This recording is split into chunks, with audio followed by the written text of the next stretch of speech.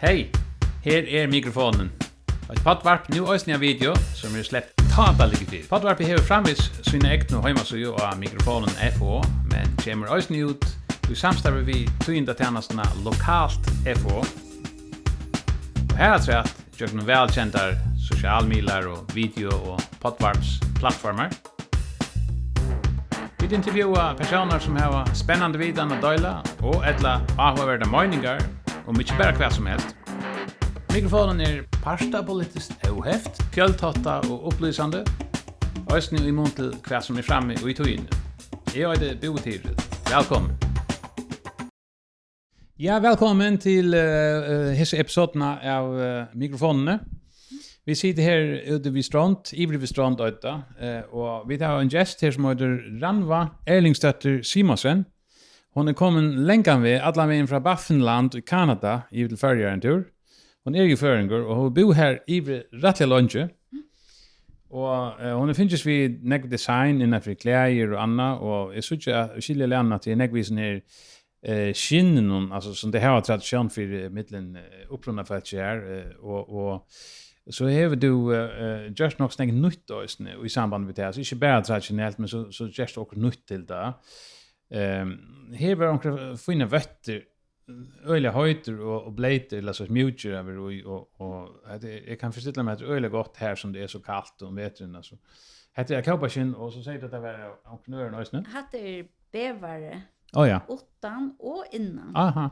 Och injui är det extra blött alltså till det här är det klippt och det är sån blött underhår. Och det ser lite för vattnar är rever. Okej. Som är petter som är borsturkast faktiskt från öronprojekten. Och som är så säger man jätter så det är upcycled. Okej.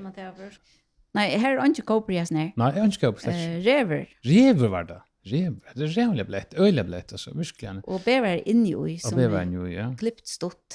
Han är sån blött underhår som är öliga height och blött. Ja. Och reveren är alltså Petter från öronprojekten som så är samman säger mig till något projekt. Men då man väl att entornoita och ha naturligt material, organiskt, lokalt. Ja, det blir åter till dust. Ja. Ja. Hur du lunch finns vi heter arbete? Ja. Det så är till vildarliga in uta. Alltså, jag får Danmark och vill det gärna för in i designskola. Jag slapp in. Och så får jag arkitektskola istället för det. Det är mega intressant. Och så började jag arbeta med arkitektur i Danmark. Och så flyttade jag till Kanada i 2005. Och då arbetade jag hjälpte till en byggmästare vid tecknahusort. Men det var släkt den samma mentan än vi arkitekten och snickaren som det är här i Skandinavien och det var något lorst. Jag var för en dama och för ung och för söt alltid. Till att prata allvarligt. Och så fick jag en chans att vara via en skaj i Kobashins Seiming och det var så stottligt. Och att det första projektet jag gjorde, då blev jag byn om att göra också för en öliga fina dam i byn där. Och det var inte bara på sig, och det visste jag, och så säger man jävla tøyna, och helt ordentligt stottligt. Så du komst in och liksom tacka bananskal ända innanför textil eller vad skulle kalla det, innanför seiming och skinn, ja. Och istället för arkitektur alltså. Ja. Ja, och så det var en sån liten kreppa alltid. Nu är jag offra såna år att läsa arkitektur och det var ordentligt sträve och i Danmark och allt. Stottligt och intressant och lokal, men så gjorde jag att, ja men okej, så gör jag att processen lytest och jag vet inte vad det gör, men följt damer det och det vill jag gärna göra pengar för det. Och ja, så gör jag också nytt och så pjöst jag helt inte bo efter att få lov i bytjesort, men jag gör bara som vill. Och som gester så kan jag, alltså så länge som näkar tøymer att hava det och gärna vill köpa det, så kan det bli vi. Ja. Och tell sig att du kommer så gång till framlöslo är hos ner skinnvörn. Ja. Vad var det för vör eller urrott först och främst att vi sälja eller mest kopa skinn. Tui alltså färger till ströj som vi har haft i färgen vi och tillfänge bäge mentonarliga och i naturen tandkreppan som jag vill säga pappas generation för struttest vi att allt det som var först här bara något lost och föringar var bara en förhud. Ja. Och gosse den första mentan så vann fram att vi stoltleika och respekt. Och det liksom inspirerar det syns du. Ja, det är stor en putning för mig det att alltså man ser en ganska lutsunder att vi det ganska lutsunder underbrottlig vi nu gå nog. Men det vi det från en par av världen som hette tillfänge och hette mentan som kom från att tillfänge nu. Och till fint folk så ens och i menar som så där och alltså en kvar som mig bo här hej just det samma så det är bara kvar man imsa stan så ger man imus på sjur tog som här upplevde du så att det var liksom en sorts paralleller vi förr eller så ja absolut alltså te fölkene som du bolagas i mitten här i Baffinland Kanada det är alltså mest inuitfolk ja och här är mentan under ordliga crush alltså ordliga knusa kan du fortälja lite om det hur du upplevde det alltså här ordliga allt det som är growt och koper och lokalt till tavär till bröttsent så igen negalost och främmande folk och Greenpeace och allt möjligt love to say bara att spittla det ut och spittla folk ut som om det inte var sträv nog bara vänja sig vi ett nytt samhälle och en nytt mat att leva på. Och hur spilte det ut till det drog på Coop eller vad? Ja, Coop är så fitter. Och det är lättare att alltså kan man ser blå i showen eller man ser blå i isen. Det är lättare att ösa sig om det än att hitta isen egna hava. Här gör vi torturera ju från vecka till gröv. Ja, det är något så enormt. Det har ju inte nejt halt och så något som vi tar eller som neck har och sälja och Granaland och kanske här så neck Greenpeace och är sån fällskap har såna limer. Här är ju vanligt att du har next orange alltså och det kanske också riktigt skiljer så att att inuitfolken här Temo har också alltså 90-åren alltså. Nämligen. Ja, man kan inte ha en eit här. Som säger, ja men det ska bara vara veganer eller bönor. Och jag blir säga, ja men kom äntligen och dyrka bönor. Jag vill vara den första som äter där. Ja. Därför att jag kan syna tog. Ja. Ja, det är alltså det är ganska typiskt att det så vi upplever det vi är sån här aktivisten innanför att det är Sea Shepherd, Greenpeace och kanske också är såna fällskap att de skiljer inte ordentligt lustig cha falcon som lever av haven och till dem så. Ja. Det var sån happing och manglande inlit totalt. Och alltså så över av en här som är byggvi och arbetar här är kvinnocenter, kvinnohem. Och där platt jag komma och bänk på och spela om där kunde säga mig för mig. Och så säger ganska man borde just och så lite rätt så är så att jag kunde brodera och säga mig olika ting som var lika som lagt rätt så det är inte så det var god kvaliteter och också som vi också är marknaden gärna vill köpa. Och annars frukt kreativt vid liton och mynton. Och reaktionen som effekt där så kom att vi synar kreation och här som det var bara vanlöst att det kom första syfte. Nu skin och egna och där smultes och där det funnit den parten innan och så här kreativiteten och där vackra boys. Det var ju fantastiskt. Ja. Det man var tillfredsställande. Ja. Det ser att det var verkligen något som vakte något utan och det blir glädje för jag kommer långt vet du. Ja. Det kan också vara alltså syns vi tror vi tar mentan att säga man vi har materialen alltså. Absolut. Ja, nämligen. Bäita mentanarliga och eisne att det kreativa. Ja. Jag har det på samma att jag gör det eisne show till att mer damer att finna det vackra in i mig själv och få det ut i världen och dela det vid världen. Det har varit tror jag det är faktiskt till en hel underlång så va. Helt inte att hej några veckor att bjöa innast inne. Så det är nästan kompulsivt att har vi arbetat att finna det vackra och kreera det vackra alla tiden. Nu har vi så lärt att det är snälla det vackra innan och mer som vi då leva.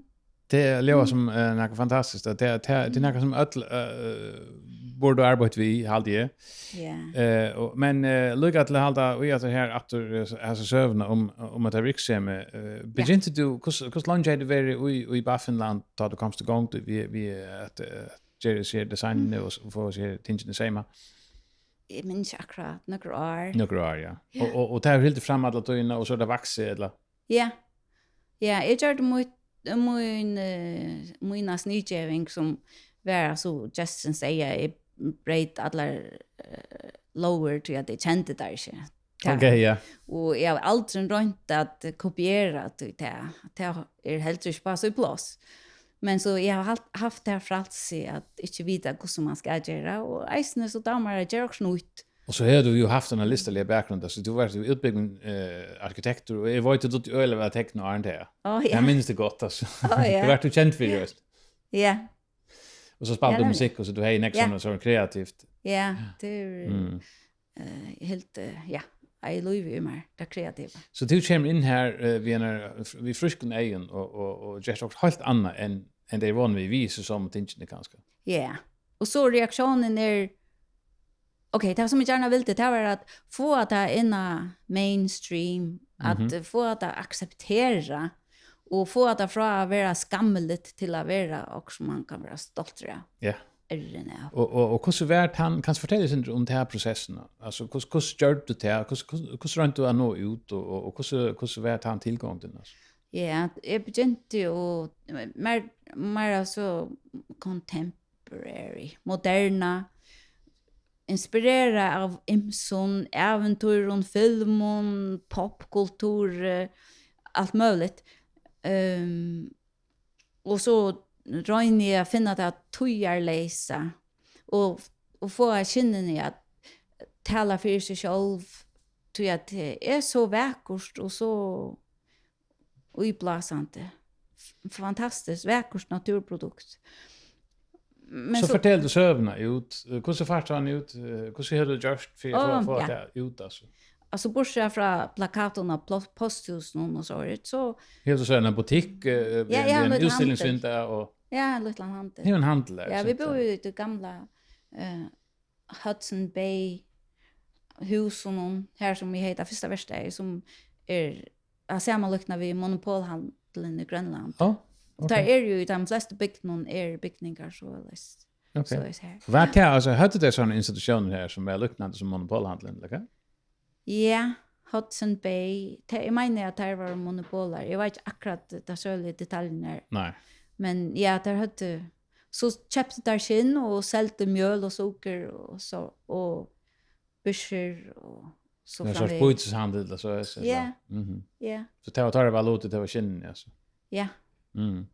Och hästen handling gånger längt att rutina. Och produktionen är skinnen är en stor eller är det löjt eller hur ser det? Är det som i Grönland eller hur vad är det problem så här för fetter och då är den här så? Ja, det är intressant. Alltså ute i stora boilat någon är Kanada så är Kanada utnärn bygder av skinn utnärn. Hej, jag är glad för att jag var pastor och i stora sjön i Kanada. Men så är det inte att det var ringt av fetter och garva om kinnon. Okej. Och så det var eisne, jag måtte ta sig vid de som såg i sturen för att röjna att prioritera skinn. Det som hände var att de köpte skinn från varje månad och röjna exportera det. Ja, bara som det var alltså. Ja, nej, det garva då och så Ja. sälja det. Eller säga det rå isne.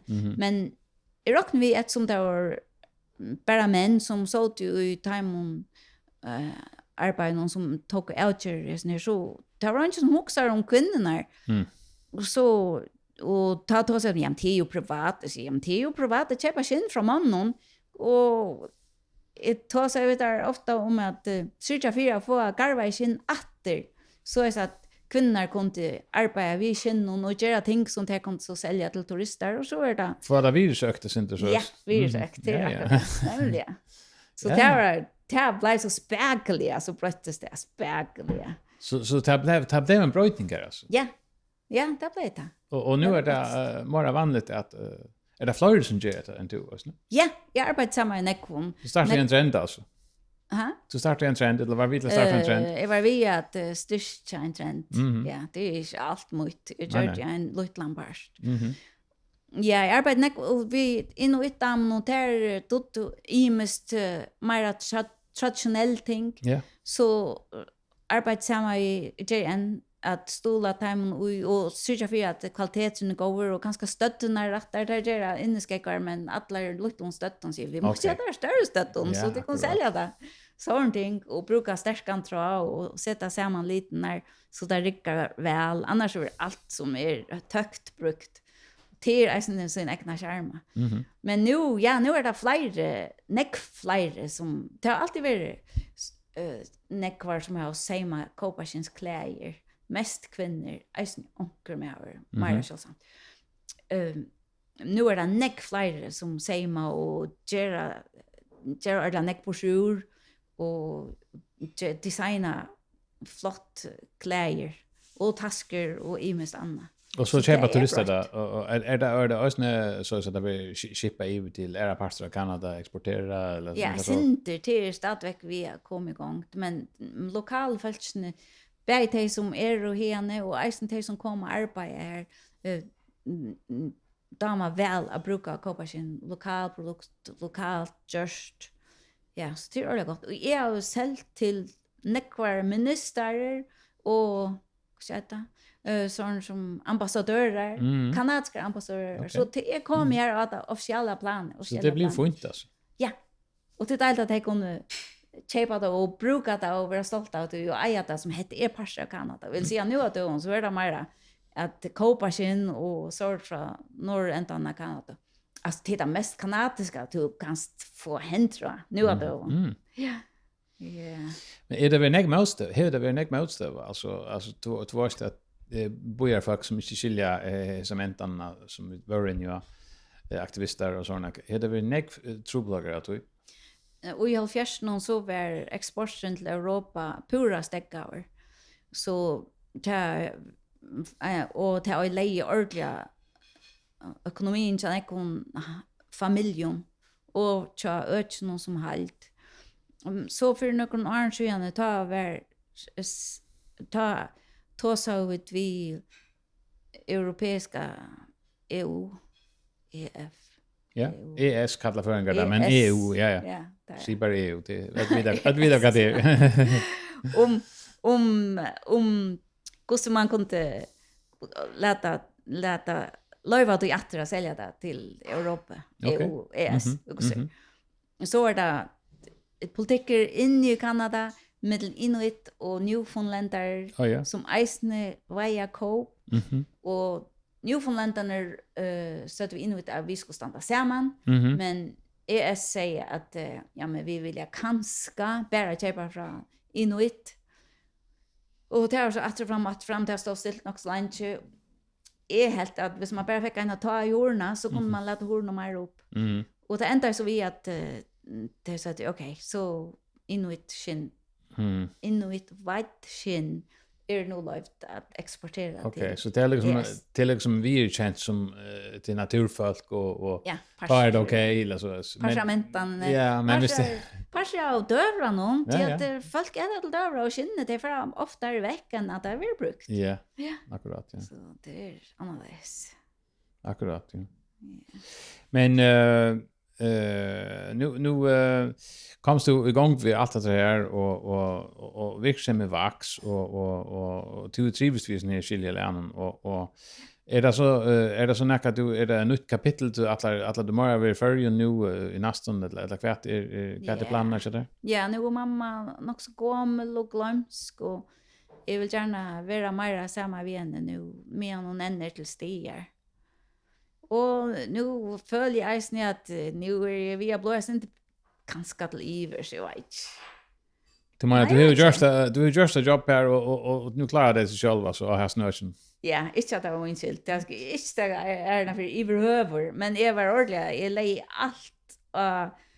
allt av bordet för jag klarar det. Och självt det allmänna som stolar i tog utan att säga, du kan inte liva allt. Så jag, skilta, det gör jag alltså. Jag är nog svart hög, men liv allt. Och så jag är nog så trask. Och till blir jag sen, jag hade det jag sen så ja men alltså, kan man det? Ja, gå kan man så. Men det är inte först att det är såna mikrofyrtöker, är det inte? Ja. Alltså för en starta fyrtöker och man klarar akkurat livet ofta. Ja. Och, men det hade ju fått inte alltså. Ja, och så byter man det. Och så lever man lättare och lättare. Till det är sträven. Ja. Alltså. Jag är glad för att jag har gjort det. Det är meningsfullt. Det tycker vi. Och det må ha blivit en större erfaring du har gjort vid ett sånt. Ja. Jag plejer också såna konta. Jag var bin om att undervisa här college här i skinnproduktion. Och ta i för första dagen så jag vet inte vad det var. Jag gör det bara. Och så har jag nämligen undervist här. Och så jag fann ju det att jag faktiskt vet nej. Vad ändå också. Ja. Men så säger det. Så man är bin att undervisa så kan det vara att säga att det är dejligt att kunna göra det vi är. Akkurat. Ja, alltså mer klart. Vi har ju då som gusta kan göras bästa mat och hur man kan kombinera olika ting för att få att sälja lättast och så det mamma jag har kundan vi ju i tankarna om att hvis ingen köper det så är ingen handel. Men det är bättre så har det är nog folk som har dömt här som vi har gjort så ja. Men nu snackar vi allt sen här men inuit mentan här i eller vad ska jag följa här. Hur är det näck folk eller Baffinland hur näck folk bor här cirka?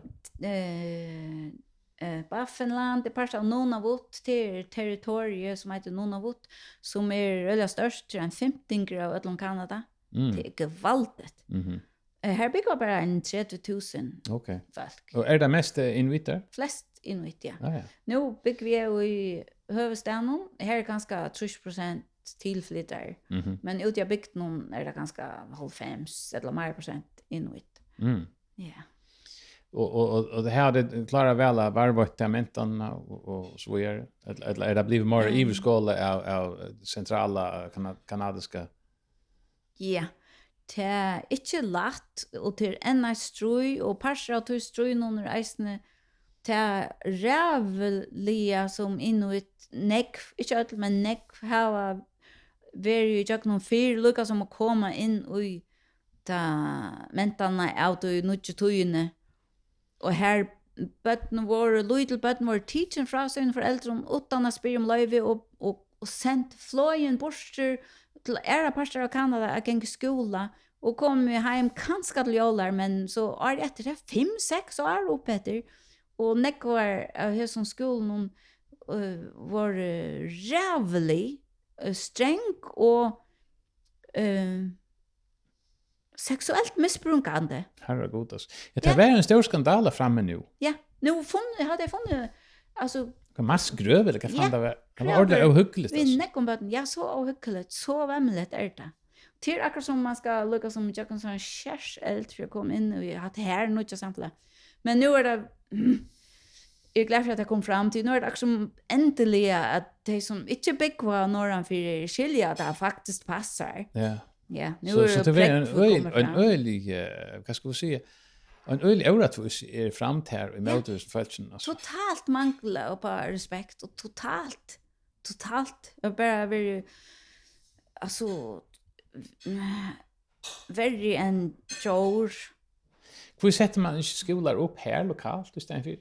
Ja, små bygder, de vill gärna att folkene finko nutja mentan. Ja, det vill du civilisera det i gasaren. Ja, nämligen. Men det var inte så som det runt i Grönland. Kanske inte så grovt, men det är inte liknande. Alltså princip att man kör det, man tar sig naturförutsättningar och centraliserar det. Ganska Grönland var center just a center blätare, ganska center mer respekt. I allt det stora samhällsläget att det är center långt ute ganska. Det som det här är. Ja. Ja, det är öliga särskilt alltså och när ända en praxis ner alltså vi attackar botten i bandamattan alltså är det stadigt så att det är nöjas längre väg för skolan så. Nej, nu är skolan och i bygden. Ja. Och realskola, high school, studentaskola är liknande som förrjun till inte alla stannar. Okej. Som har byggt oss lite. Ja. Nekvar just på stora stola fältje och i att få sån utbyggning och kunna bygga här som skolan är och ta familjerna vid till nekva böden som ser ung. Ja, så nekvar just på stora stola folk för utbyggning. Hur ser det vid målsliga? Tar så det inuit eller tar så det onjust eller franskt? Nog de allra flesta tar sig noktetot och de allra flesta utan de äldre folkene tar sig engst. Och som tar sig franskt. Skolan har varit mest av enskon parstvis till att de flesta lärare var engelsktalande. Men till eisen just nek på utbygga inuit lärare så att de kunde undervisa i noktetot. I noktetot det är termålet som de falskene tar så alltså. Ja. Och finns det skrivligt material och finns det ja, det är skrivligt. Det är inte så länge skrivliga söver som det grönländska malet. Men det är skrivligt. Jag vet akkurat vad art av är att onkel missionärer kom via någon skrivsystem som heter syllabics som är ljåbaserat. Alltså, mera. Fonetiskt eller så? Ja. Lada, nama, midi, ja. Okej. Och är det alla latinbokstäver och så vidare? Nej, det är inte romanska bokstäver. Är romanska, nej. Syllabics heter det. Okej. Det är kan man då? Trekanter och tecken och stryker och prickar. Okej, så det är inte som... Hej, är det korsnum? Prickar? Du kan visa det. Ja. Han rör helt till högre alltid, eller till vänster. Okay. Men det är som ung inuit som inte då att ta sig något. Det är öliga sint. Ja. Jag har alltid sagt, hvis diskussionen kommer upp fram så säger alltid, ja men det skulle vara tröjmal.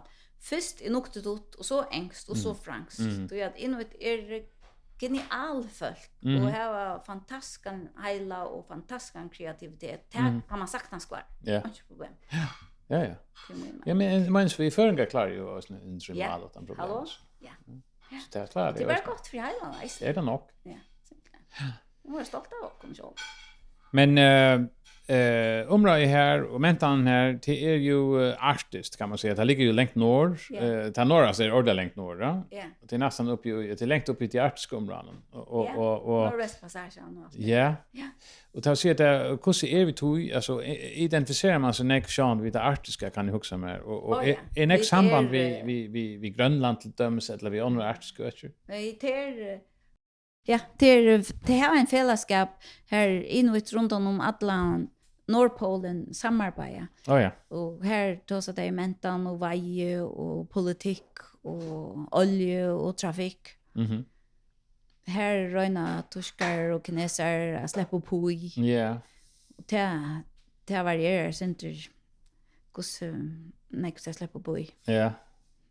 Och med det är väl också aktuellt nu att i passagen här så det är väl mer trafikranda vi. Ja, vi tar stora fonder och granskningar konferenser här och jag tror det är en katt där. Ja. En katttelefon. Ja.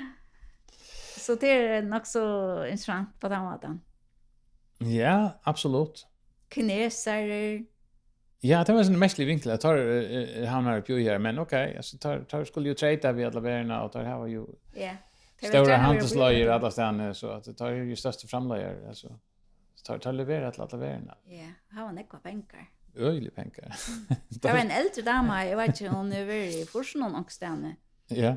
Hon så öliga allvarlig och öliga så alltså don't mess with me. Mhm. Och så har han en unga dame visar som var 22 ganska. Mhm. Och pen och fit och öliga vältalande och då så ängst och Alltså jag också att det är en äldre dama vi en stor dynasti i Ryssland.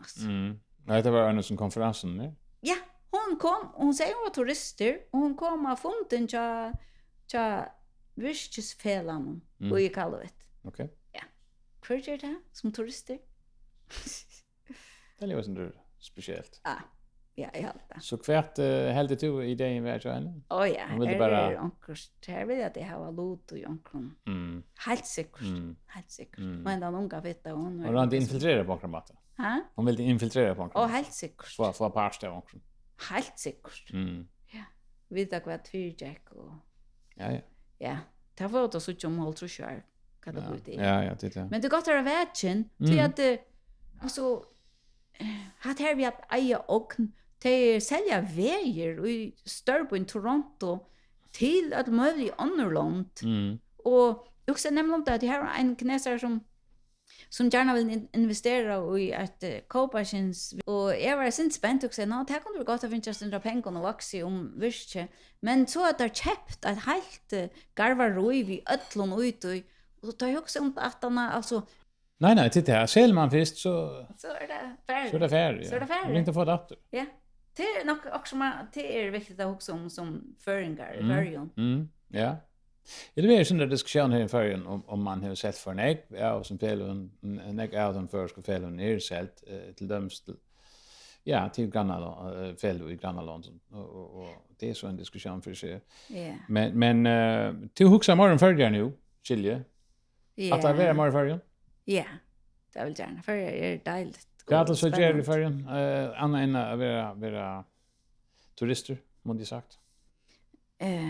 Att arbeta i förrän nästan. Ja, gott om bara byggt hus. Ja, eller Fyra fälskar så teckna hus. Sätt hus i stand. Ta damer mer ordla väl, det är så stortligt. Okej. Jag har sett några hus i stand i Kanada och när folk damer ordla väl så här är avsättningar. Det är alltid man. Ja, men man inte man inte är marknad för det och ni vid det. Jo. Nu får jag så inte kadent. Och jag vill läsa gärna avvarska samtala som kvinna. Akkurat. Så jag vill samtala i bruk för jokken. Akkurat. Ja, vi må göra det som vi kunde och ja, vänja jokken öll vi samtala som är bättre januar. Och jag som imsum. Styrsten som vi där. Ja. Ja, helt där huxanna. Ja, akkurat, ja. Jo, men det lever skilla gott. Så att det här vi kvinnor och män och jämnatliga här och att det så en viktig process som säkert nägg efter än alltså att komma med här självt med nägg ervon kommer säga. Ja. Jag har sagt det som det större problemet konkret i förrjun att du gör så.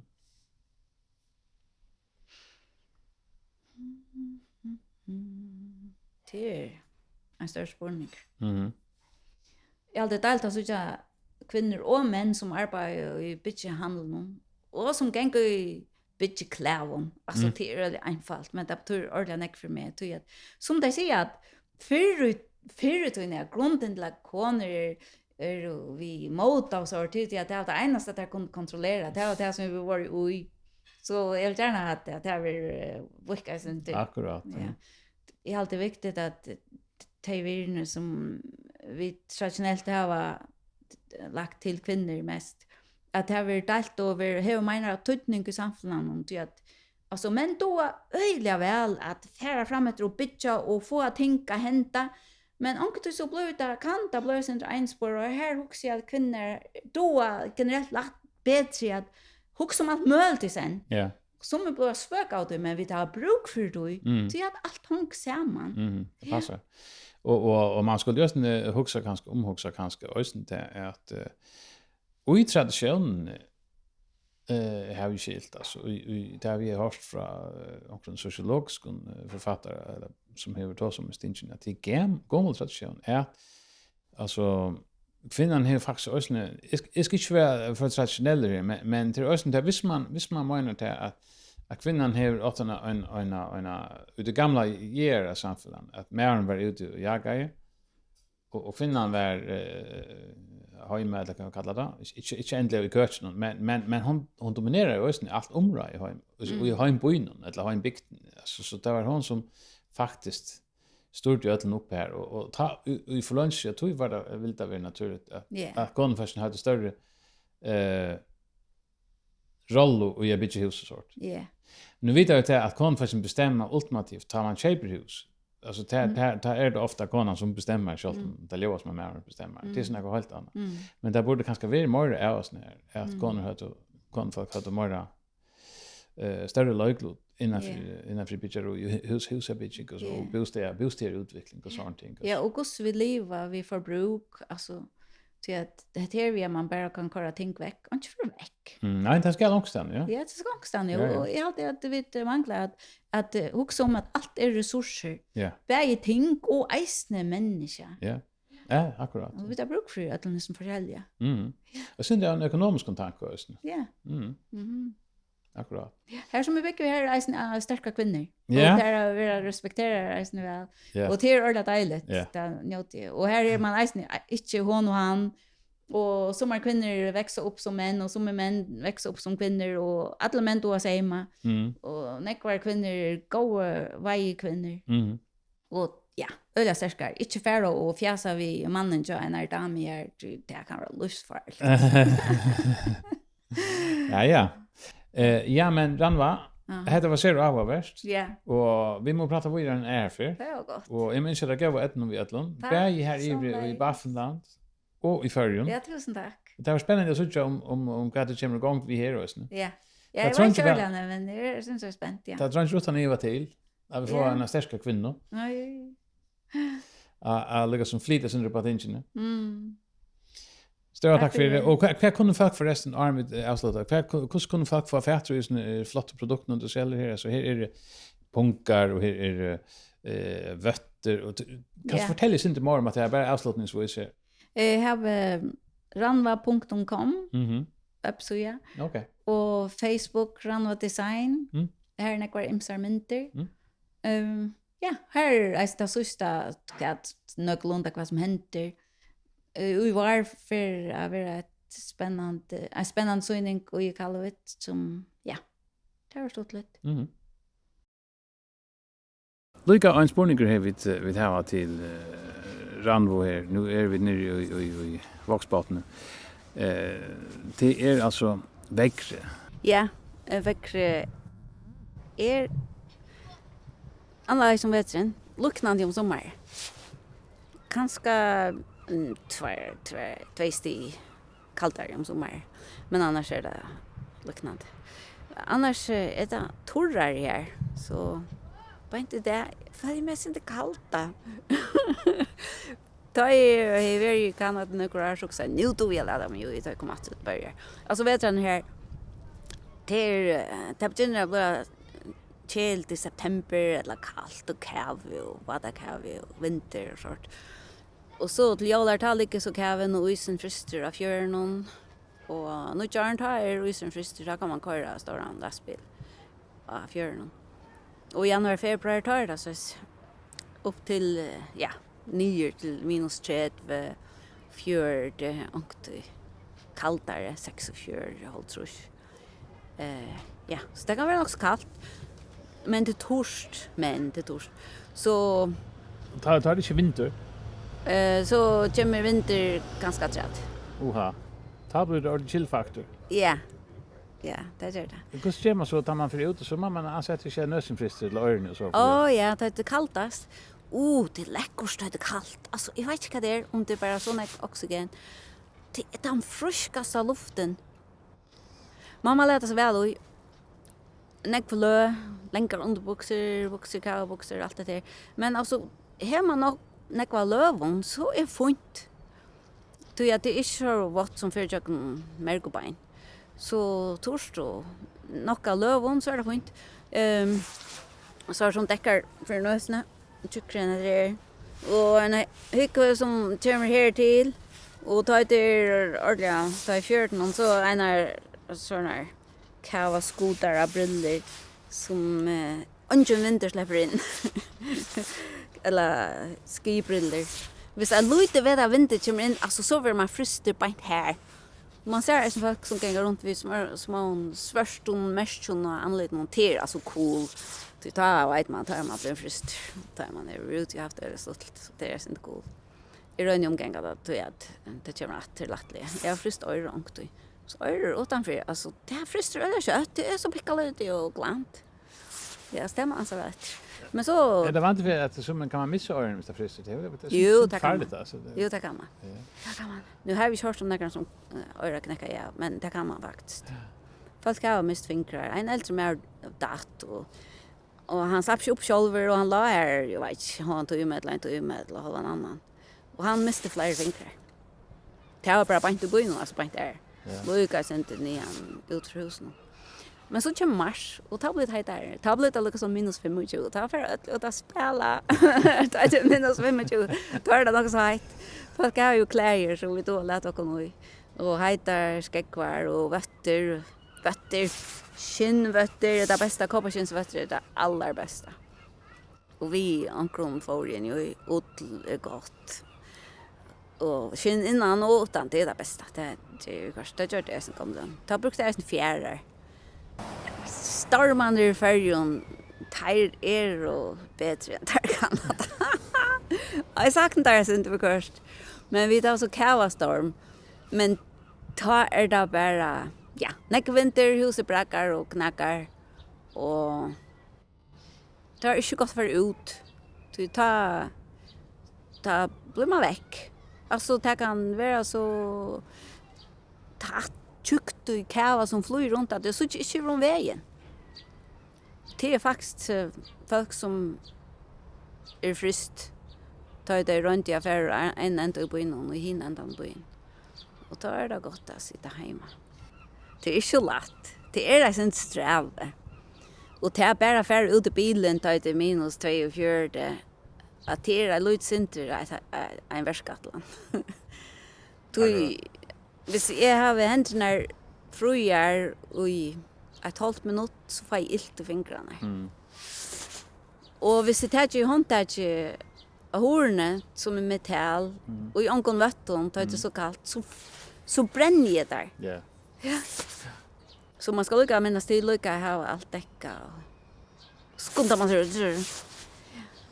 Men det säger att det samhället något som mest out och jag vill se några aktiviteter som är innandora och fjärr som du sagt alltså du kunde haft telekonferenser och så för eller hur fungerar det? Var det Australien hade något snäggt då det hade haft lunch så fjärr undervisning och konferenser och så för sig. Det här också så så här. Jo, det är något du sa inte mer nu vid corona. Men jag håller det brukar rävliga nekva pengar på att flyga runt.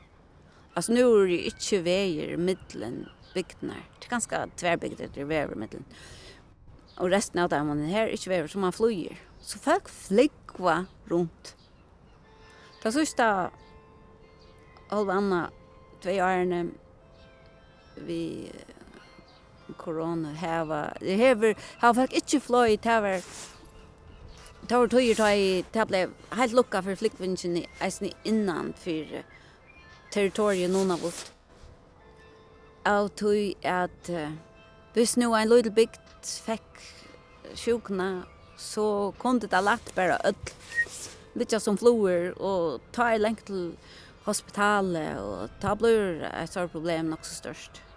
Vi får tacka för en för tvärt Ranva att du har tog och ställa upp här till ett intervju och vi måste där en gå affär vidare och våna så att det efter kött i förrän. Ja, tack för bo till värmer en glädje och en hejer. Ja, det var så vi tatt i mikrofonen av Hesonsen. Nästa episode kommer om några veckor. Tack för att du lyssnade.